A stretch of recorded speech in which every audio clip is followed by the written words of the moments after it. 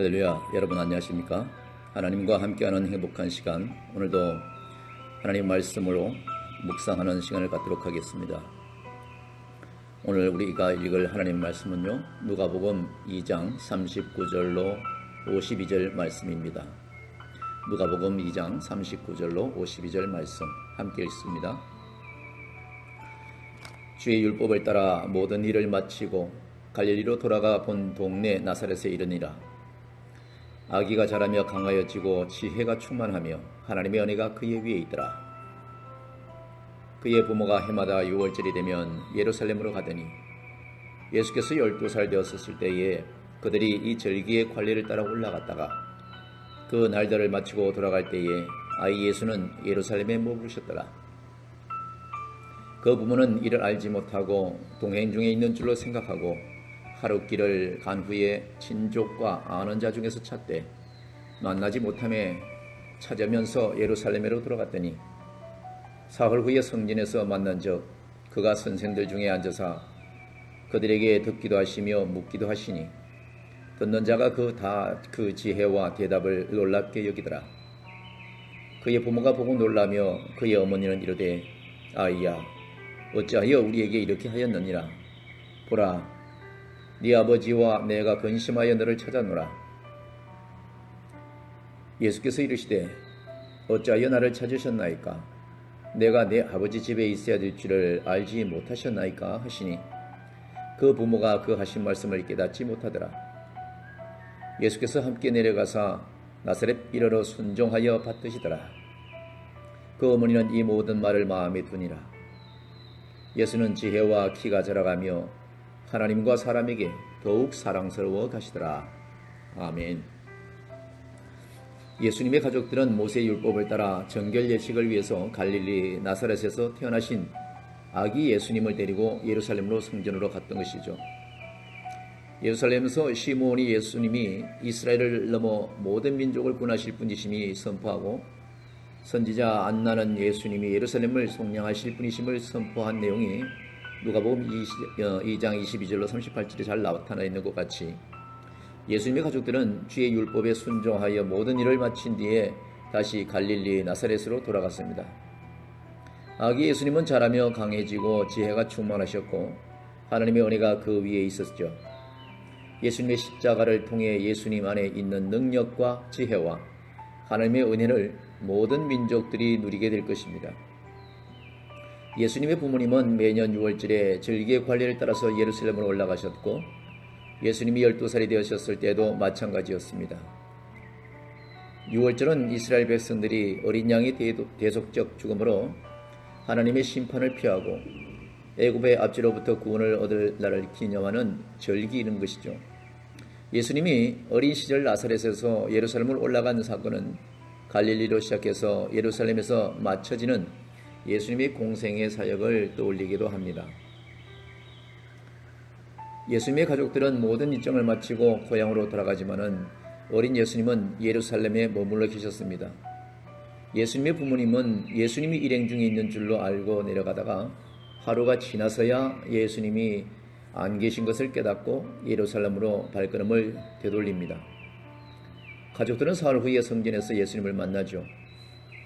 예수님은 성전에서 성경과 전통에 대해 듣기도 하고 질문을 하기도 하시며 대화를 하고 계셨는데 선생들은 예수님이 지혜롭게 대답하시는 것을 듣고 놀랍게 여겼더라라고 누가복음 2장 43절로 47절까지 말씀에 기록되어 있습니다.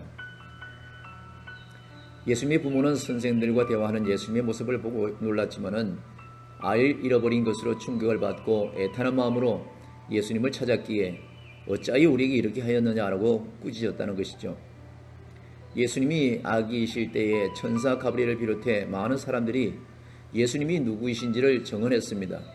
이제 소년이 되신 예수님은 스스로 자신이 하나님의 아들이심을 드러낸 셈이가 됐죠.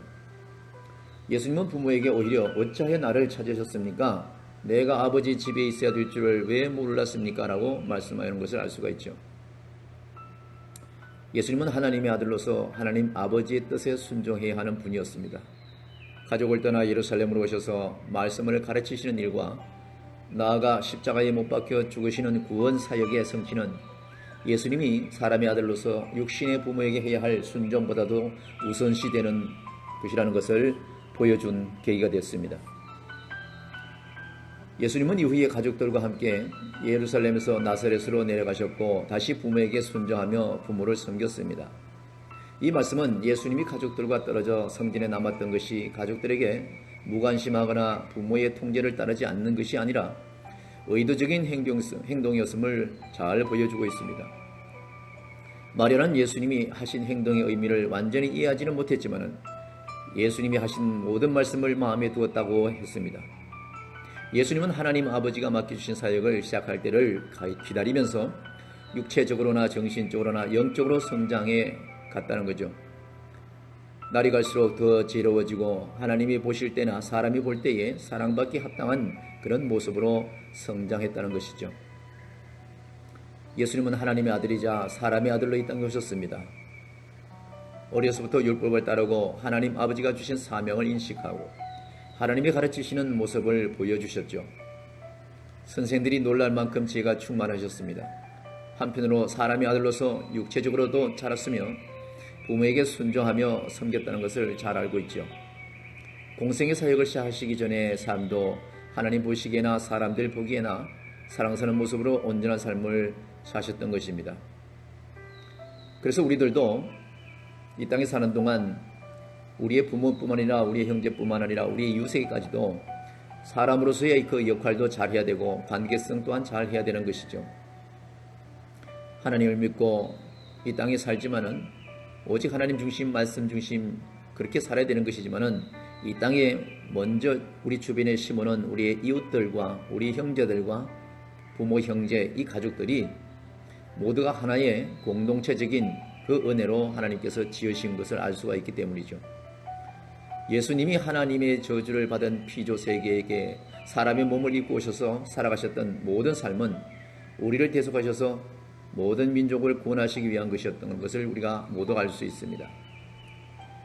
아무런 의무가 없었던 예수님께서 아무 자격 없는 우리를 위하여 행하신 일들에 우리는 무조건 감사해야 되고 무조건 찬양할 수 있는 삶을 살아야 되는 것입니다. 또 그리스도 안에 있는 주님의 교회로서 하나님 아버지가 우리에게 주신 사명을 삶의 가장 우선순위에 두고 순종의 삶을 살 수 있기를 바랍니다. 동시에 사람으로서 마땅한 도리를 행하셨던 예수님을 본받아서 하나님이 우리에게 주신 환경 속에 맡겨진 일상을 우리 모두가 또 충실히 살아갈 수 있고 실천해 나가야 되는 것입니다.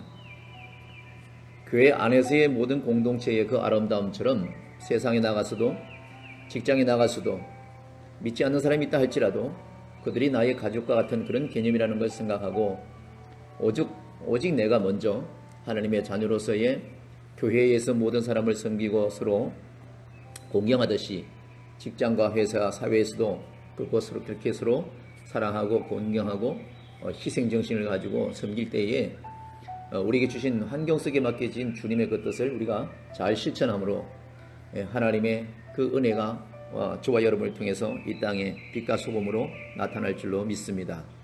오늘도 그 빛과 소금의 역할을 감당하는 저와 여러분 되길 주님의 이름으로 간절히 축원하면서 오늘 말씀을 맺도록 하겠습니다. 감사합니다.